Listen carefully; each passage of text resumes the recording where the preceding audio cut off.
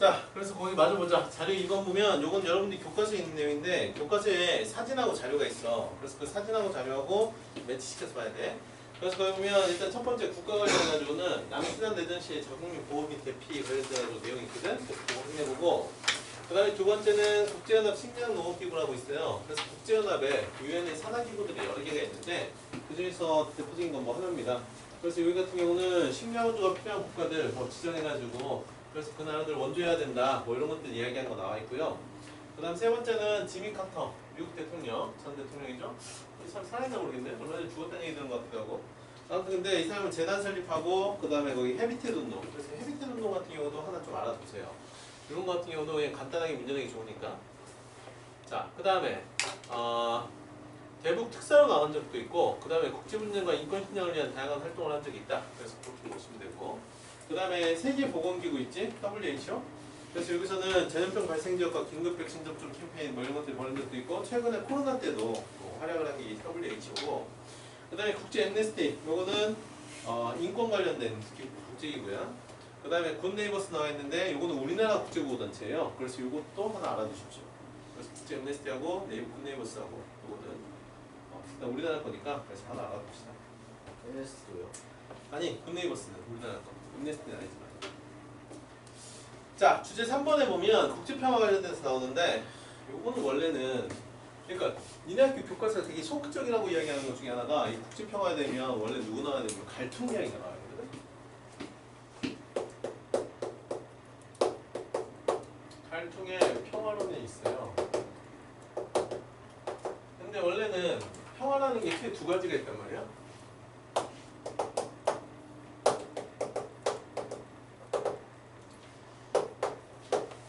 평화를 얘기하면 안 되겠구나. 폭력을 이야기해야 돼. 폭력은 크게 두 가지로 나눠.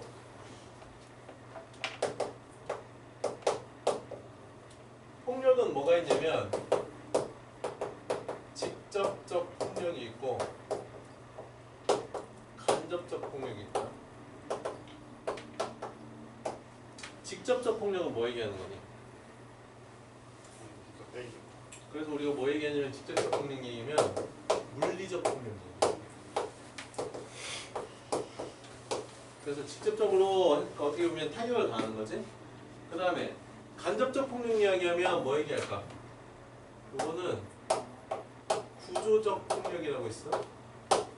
그럼 구조적 폭력은 뭘 가지고 얘기하냐면 정치, 그 다음에 경제 분야에서 일어날 수 있는 폭력들을 이야기하는 거야. 알겠지? 정치, 경제 분야의 폭력이 뭐가 있어? 예를 들어가지고 그런 거 있잖니. 그 경제 쪽에서 가불관계 이야기할 때 그런 것도 일종의 구조적 폭력이다 이렇게 얘기할 수 있어. 비정규직에 대한 것도 얘기할 수 있고 사회적 약자 관련된 거 얘기할 수 있는데 그런 것들이 일종의 구조적 폭력이고 그 다음에 문화적 폭력이라는 게 있어요. 그래서 문화적 폭력은 약간 관습처럼 이렇게 행해지는 그런 폭력들 이야기하는 거지. 그래서 대표적인 게 이제 성차별 관련해가지고 여자가 뭐 그러면 안 돼. 이런 것들도 일종의 문화적 폭력으로 이야기될 수가 있다. 알겠지? 여기서 그럼 질문. 언어 폭력은 어디에 들어가? 직접. 언어 폭력은? 직접. 언어가 직접이야? 아니요. 언어가 직접 때리는 거야? 맞잖아요. 보통 문화적 폭력. 문화적 폭력 같이 느껴질 수가 있는데 근데 원래는 언어 폭력은 이쪽에 들어가. 근데 이거는 원래 니네 교과서에서는 안 나오더라고. 그래서 교과서에서는 주로 그냥 그러니까 니네 교과서 좀 쉬운 편이라는 얘기가 약간 이런 것 때문에 언어적 폭력 같은 경우는 원래 직접적 폭력이 들어가는 거야. 근데 이거를 문화적 폭력이랑 헷갈릴 수 있단 말이야. 왜냐면 언어 쪽에서 그러니까 문화가 약간 비물질 문화에서는 제도 문화하고 규범 문화가 있어서 이 규범 문화 쪽에 언어가 들어가다 보니까 그래서 이쪽으로 헷갈릴 수가 있는데 아니다. 언어 폭력은 이쪽에 들어간다. 자, 소극적 평화가 있고 적극적 평화가 있는데 소극적 평화는 뭐 얘기하는 거야? 이거 가지고 얘기하는 거야. 이거 가지고. 뭐? 아무것도 안 했으면 좀 아무것도 소극적 평화가? 아니 그건 아니고 소극적 권리와 적극적 권리도 소극적 권리도 아무것도 안 하는 건 아니야. 뭔가를 하지 않아도 알아야 생기는 게 소극적 권리고 뭔가를 직접 실행을 해서 생기는 게 적극적 권리야. 아니야. 소극은 나만이고 적극은 남도야. 그래요. 그렇게 편하게 쉽게 생각하면. 그러니까 소극적 권리라고 하는 거는 나만 권리를 지키겠다는 거고 내 권리만 지킨다는 거고 적극적 권리는 뭐냐면 남의 권리를 챙김으로써 오히려 나의 권리까지 보장받는 얘기야. 알았지? 자, 그래서 여기서도 평화도 이렇게 얘기하는데 소극적 평화가 있고 적극적 평화가 있고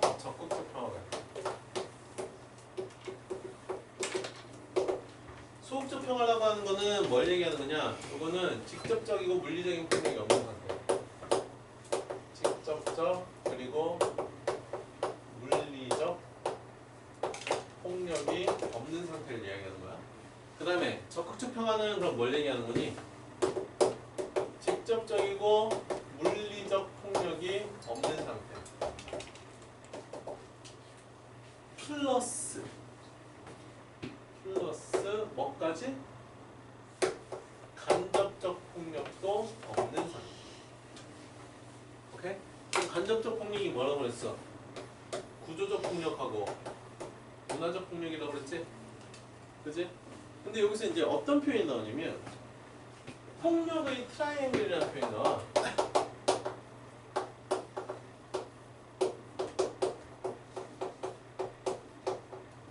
자, 직폭이 있어. 즉 물리적 폭력이 있고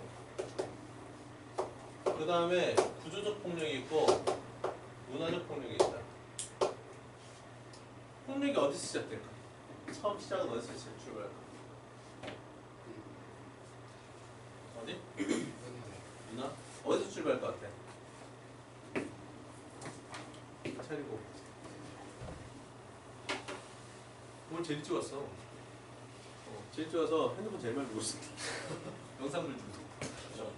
어? 장난 아니야. 진짜.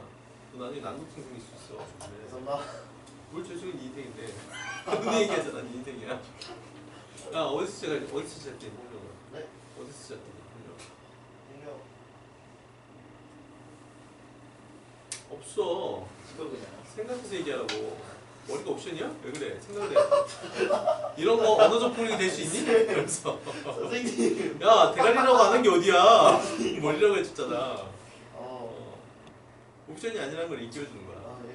뭘 것 같아? 저 중에서 어디 출발할까? 폭력은 문에서 생각했어요. 문. 자 어디서 시작할 것 같아?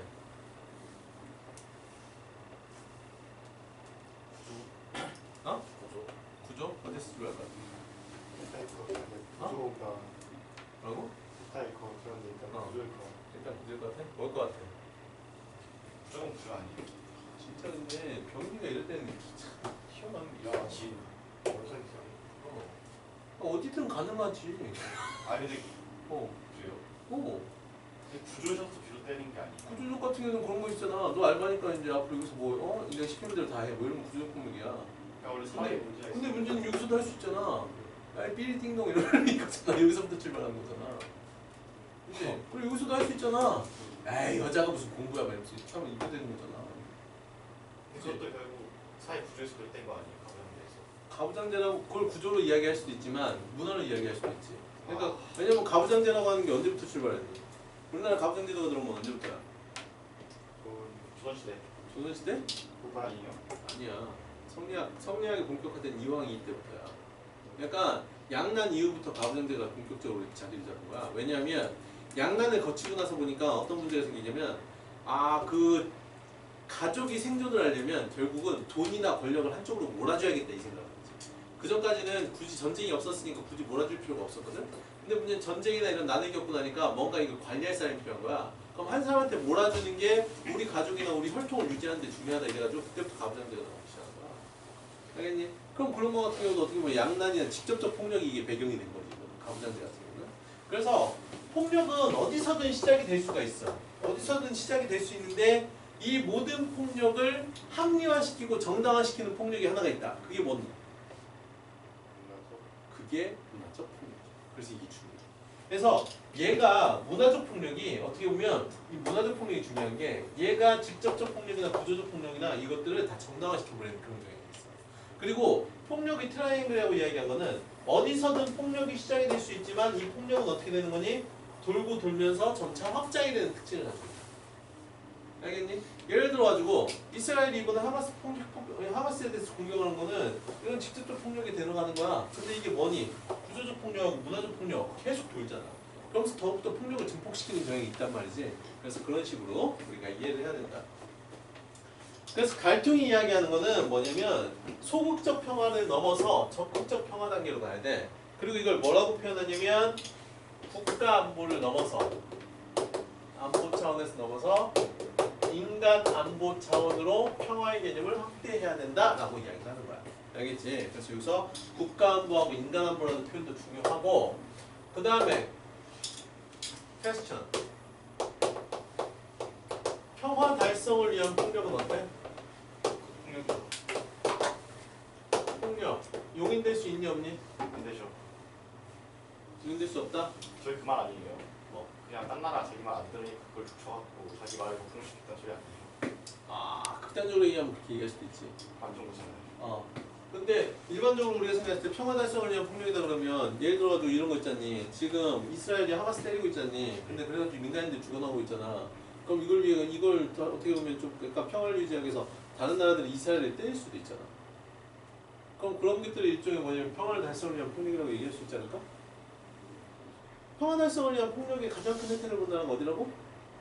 중국, 우리나라야. 좋은데요. 우리나라 그거 얘기했잖아. CSS. 여기 예전에 한번 얘기 주지 않았니? 컬렉티브 시큐리티 시스템. 이거 국제연합 시스템이라고 그랬지? 그래서 A, B, C, D, E, F 여러 가입기구가 있는데 근데 만약에 B가 C를 때렸어. 그럼 어떻게 해야 돼? 나머지 나라가 B를 때려요. 그래서 평화를 유지하는 거야. 이게 유엔의 전략이거든. 그래서 그 전략을 만들고 나서 제일 먼저 혜택을 본 나라가 우리나라였다. 한국 전쟁 때 우리나라 북한한테 뚜들이 맞으니까 소련 지원해서 북한한테 뚜들이 맞으니까 그러니까 나머지 유엔 평화안보 이쪽으로 나와가지고 그래가지고 연합군 나와가지고 그래서 우리나라에서 도와줬잖아. 그래서 그때 얘기했잖니. 터키가 제일 많이 도와줘가지고 터키가 우리나라 형제 나라고 봐. 미국 다음으로 제일 많이 병력을 파는 게 터키였거든. 근데 문제는 지금 봐봐. 지금은 이것도 작동을 안 하잖아. 왜 이게 작동을 안 하니? 하마스가 국가가 아니라서 그래. 하마스가 국가적 지위를 인정을 못 받고 있거든. 그래서 그런 거야. 아니, 약간 교섭단체 정도의 지위를 가지고 있는 거지. 그래서 약간 그런 문제가 있다. 그리고 어쨌든 현실적인 문제에서는 국가는 이스라엘의 파워가 너무 센 거지. 국제관계에서. 약간 그런 문제 때문에. 근데 평화 달성을 위한 폭력 요건 안 돼. 알겠지? 이게 갈등이 평화를 해서 더 강조하는가? 그래서 평화는 평화를 통해서 이루어야지 폭력을 통해서 이룰 수 없다. 요거까지 생각을 하세요. 그래서 일단 요 개념, 그 다음 폭력 트라이앵글에서 이거 문화적 폭력의 역할, 그 다음에 요거까지 인간 안보하고 요거까지 이렇게 세 가지가 대표적인 핵심이니까 그렇게 기억을 해주십시오. 자, 그렇게 했다 그러면 그 다음 거 보자. 그래서 거의 주제 3번 보세요. 3번에 보시면 일단 소극적 평화는 전쟁, 테러, 범죄, 폭행 등의 물리적 폭력이 발생하지 않아 직접적인 폭력의 사용이나 위협이 없는 상태인데 거기다 언폭도 하나 넣어. 언폭. 언어적 폭력. 그 다음에 적극적 평화는 직접적 폭력뿐만 아니라 빈곤, 기아, 정치적 억압, 종교와 사상 차별 등과 같은 구조적이고 문화적 측면의 폭력까지 제거된 상태. 그래서 실질적인 평화는 소극적 평화뿐만 아니라 적극적 평화를 실현해낸다라고 나와 있지. 그래서 오른쪽에 보면 핵 확산 금지조약 있죠? NPT. 그래서 5개의 핵 보유국, 미, 영, 프로, 중 이외의 국가로 핵무기가 확산되는 걸 방지하기 위한 조약인데 근데 이미 뭐 인도도 가지고 있고 파키스탄도 가지고 있고 이란도 가지고 있고 어떻게 되죠? 이스라엘도 가지고 있고. 자, 그 다음 두 번째 적극적인 평화를 위한 노력에 보면 국경 없는 의사의 활동 거기에 있고 뭐 그 다음에 음악, 존 레논의 이미진 이런 거 있는데 이건 여러분들이 교과서에 있는 내용이니까 교과서 내용 한번 읽어보세요. 자, 다음 페이지 갑시다. 노벨 평화상을 보는 국제평화 나와 있는데 이것도 여러분들 교과서 내용입니다. 다이너마이트인데 다이너마이트라고 잘못 나왔네. 고치세요. 자, 그래서 1901년부터 뉴욕에서 수행했는데 1952년에 슈바이처 박사가 받았고 그 다음 54년하고 81년에는 국제연합 난민기구 그래서 이런 국제기구가 받을 수도 있다. 그 다음 69년에는 ILO 국제노동기구 근데 우리 대통령이 이번에 여기 탈퇴할 수도 있다 뭐 이런 소리 해가지고 여러분들 생각 안 하고 얘기한 것 같은데 탈피하면 큰일 나죠. 네, 그럼 국제적 왕따가 될 수 있어요. 아무튼 그래서 그런 거. 그 다음 뭐 79년에 마더 테레사, 그 다음 97년에 국제지뢰 금지운동, 그 다음에 2004년에 왕가리 마타이, 이 사람 여성운동가입니다. 여성 정치운동가고, 그 다음 2015년에 티니지 국민 사자 대화기구 뭐 이래가지고 이런 사람들이 노벨 평화상 받았다. 근데 내가 이 교과서가 약간 좀 뭔가 보수적이다고 느낀 게 우리나라에도 노벨 평화상을 받은 사람이 있거든요. 누구 있니? 대통령 아니에요? 김대중 대통령이 받았어. 그래서 오른쪽에 선생님이 적어놨지. 2000년에 받았어요. 2000년 12월 10일인가? 찾아보니까 그때도만. 그래서 민주주의와 인권을 향한 40년에 걸친 긴 투쟁의 정말 6.15 남북 공동선언을 이끌어내서 그래가지고 받았어. 2000년에. 연도별로 모의선이 다 외워돼요. 박 선생님이 저기지. 여기요. 박 선생님이 설명을 잘 파악해야 돼. 알겠지? 큰 그릇에도 이거 나와있니? 저 완전 모르겠어요. 그러면 안 돼. 야, 공부는 눈 뜨고 있는 동안 항상 공부야. 학교 4시간에 뭐해 그러면? 수업 안 듣고. 자네요. 뭐? 잠은 뒤지면 계속 자는 건데 새끼야. 어? 눈 뜨고 있을 때 계속 배워야지. 하루에 몇 시간 자는데? 집에서 잘 거 아니야? 4시간? 10시간? 몇 시간? 4시간 4시간. 집에서 4시간 1시간밖에 안 잔다고? 네. 그리고 학교에서 자? 그냥 집에서 푹 자! 졸라 효율적이잖아요. 뭐? 그게 뭘 효율적이야? 비효율적이지. 그냥 집에서 푹 자고 학교에서 차라리 그때 공부해. 아니 그걸 들었습니다. 뭐? 그걸 들었습니다. 차라리 그걸 듣고 오지. 학교 시험 문제 학교 선생님이 내는 거야. 학교 수업을 열심히 들어야지. 야, 이건 보조적인 수단이야. 항상 메인과 보조를 이렇게 헷갈리면 안 돼. 알겠니? 네. 근데 약간 사탕 같은 경우는 약간 그런 건 있어. 뭐냐면 이게 진짜 좀 괴리라고 그래야 되나? 학교 수업하고 수능하고 좀 괴리가 너무 커요. 그래서 그것 때문에 약간 문제가 되는 경우가 있지. 약간 선생님이 이렇게 딱 재학생들 가르쳐보면 느끼는 거지만 고3들 같은 경우는 솔직히 내신 대비 이렇게 하는 거하고 그 다음에 수능 대비 하는 거하고 완전 개념이 완전 다르요. 왜냐면 나중에 니들도 공부해보면 알겠지만 이건 과학도 마찬가지일 텐데 아마 수능 특강이나 수능 완성 이렇게 딱 보면 알겠지만 거기에 사통 같은 경우 참고로 얘기하면 수능 특강이 몇 강으로 되어 있냐면 15에서 16강으로 되어 있단 말이야. 그럼 15에서 16강으로 되어 있는데 그 중에서 수능 문제, 수능 문제 나온단 말이지. 그럼 수능 문제 나오면 한 강당 한 문제에서 두 문제잖아. 많아봐야 두 문제고 한 문제거든. 근데 그거밖에 안 나오는데 학교 내신은 그 16강을 4개로 쪼개가지고 중간기말, 중간기말 하다 보니까 거기에서 구석진대까지 다 하나씩 문제를 내거든. 그러다 보니까 여기서 어떻게 보면 학교 내신 공부하는 거하고 수능 공부하고 딱 비교했을 때는 솔직히 공부의 내용으로 봤을 때는 학교 내신이 좀 비효율적일 수 있지.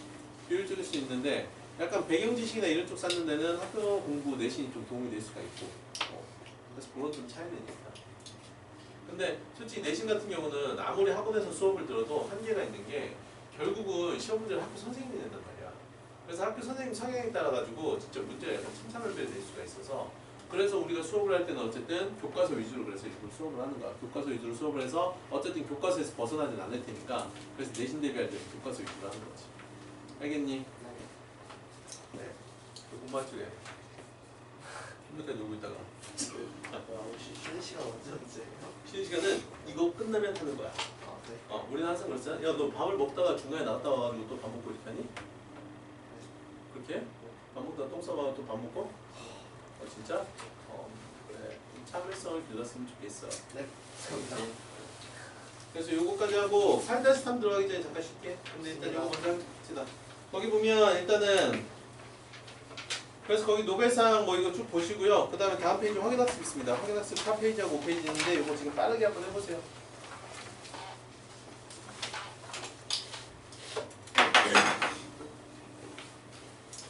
페이지하고 5페이지 확인학습.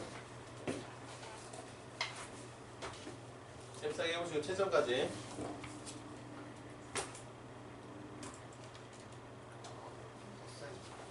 혹시 저번 중간고사 몇 컷 아세요? 몰라. 아는 사람 있어요? 야 근데 그 컷이 나오냐? 기말까지 해야 나오지? 그래 나오는데요. 나오긴 나와요. 아 예비로 일단 나와? 근데 일단 2개 이상 틀렸으면 근데 내신 별로 안 좋아하냐며. 네. 근데 그걸 왜 물어봐? 아니 그냥 궁금하잖아요. 오지랖이야. 아 오스라비라뇨 제 일인데. 뭘 네 일이야 너 나중에 하다며. 아니 그렇긴 한데 높으면 좋죠. 아 니가. 네. 근데 기말까지 합산해서 나오는 거니까 네. 기말을 좀 더 잘 쳐보고 그 다음에 얘기하는 게 좋을 것 같아. 알겠지? 아, 일어나지도 않은지 가지고 걱정을 해. 왜? 차라리 국제평화를 위해서 고민을 하지 그래? 후쿠시마 오염수 바다가 언제 우리나라에 온대요? 뭐 이런 거 가지고 고민하지. 자, OX 빨리 하시고 그거 다 한 사람은 화장실 다녀와도 좋습니다. 그리고 거기 뒤에 있는 실전 문제는 좀 이따 풀 거예요. 이건 한꺼번에 몰아서. 알겠지? 그래서 진도 다 나오고 나서 몰아서 이거 풀 시간 주고 그 다음에 실전 문제 다 풀고 나면 그 다음에 지난번에 했던 것처럼 문제 테스트 3개 통과하면 빠이짜이지. 글씨 기억봐요. 왜? 학교 시험보다 훨씬 어려워. 진짜. 뭐? 학교 시험 마지막은 훨씬 쉬워요. 학교 시험? 그래. 공부는 원래 그렇게 해야 돼. 그러니까 100점하고 99점의 차이는 100점은 100점 이상을 받을 수 있는 애들이 100점을 받는 거고 99점은 100점이 안 되는 거야. 그래서 우리가 지향하는 바는 항상 100점 이상의 레벨을 원하는 거지. 알겠지? 그러니까 마지막 3개가 정말 중요한 거야. 잘 모르겠어? 왜? 지난번에 효과를 봤잖아. 집에 가고 싶어서 미친 듯이 했잖아. 그 정도의 집중력이 필요하단 말이야. 알겠지? 우리에게 필요한 집중력은 뭐다? 집에 가고 싶은 그 열망, 열정. 그거를 공부에 대한 열정으로 바꾸면 되는 거야. 할 수 있지? 자, 빨리 하고 화장실 갔다 오실 분들은 갔다 오세요.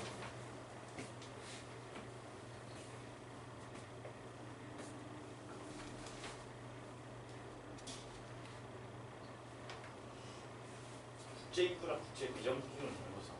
그치. 아까 얘기했지만 국제기구는 정부가 알겠니? 국제비정기 개인이나 그치. 개인이나 민간단체.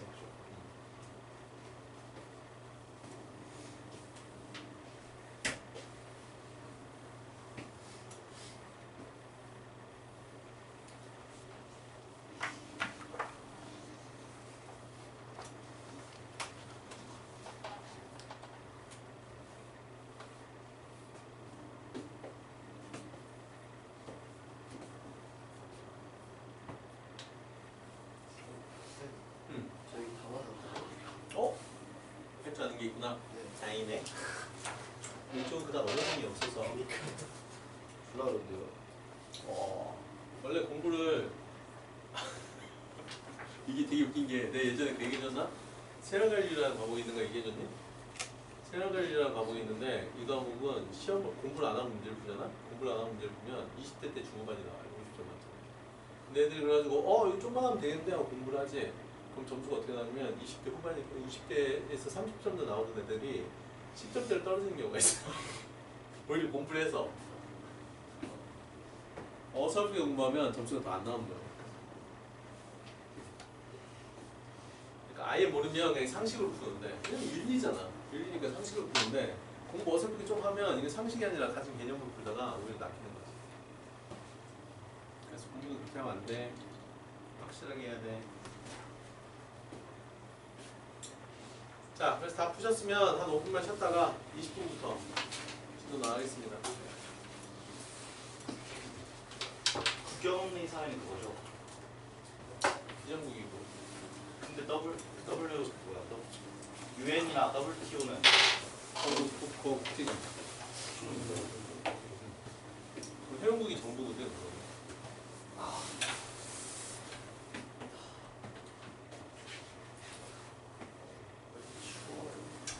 뭐? 왜 이렇게 추워? 한데?